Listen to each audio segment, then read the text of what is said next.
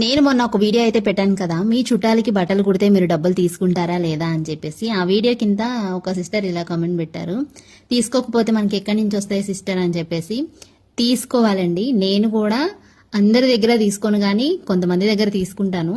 అందరి దగ్గర అంటే నా అనుకునే వాళ్ళ దగ్గర నేను మనీ అయితే తీసుకోను. అమ్మ, అక్క, చెల్లి, ఇలా దగ్గర బంధువులు ఉంటారు కదా, నా అనే ఫీలింగ్ వాళ్ళ దగ్గర అయితే నేను అసలు డబ్బులు తీసుకోను. ఇంకా మిగతా బంధువుల విషయానికి వస్తే, ఇంకా దూరపు చుట్టాలు ఉంటారు కదా, వాళ్ళు నాకు చేసే సాయాన్ని బట్టి నేను వాళ్ళ దగ్గర మనీ అనేది తీసుకోవాలా వద్దా అని చెప్పి ఆలోచించి మరీ తీసుకుంటానన్నమాట. ఒకవేళ నాకు ఏదైనా వాళ్ళు హెల్ప్ చేశారనుకోండి, వాళ్ళ దగ్గర మనీ అయితే తీసుకోను. కానీ మనీ తీసుకోకపోయినా వాళ్ళు ఏదో రకంగా నేను కుట్టిన డబ్బులు అనేవి నాకు ఏదో రకంగా ఇచ్చేస్తూ ఉంటారనమాట.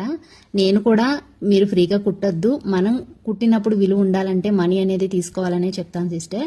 లేకపోతే దారాలు, ఈ లైనింగ్లు ఖర్చు ఇవన్నీ మనకైనా ఎక్కడి నుంచి వస్తాయి చెప్పండి, నేను కూడా తీసుకోమని చెప్తున్నాను.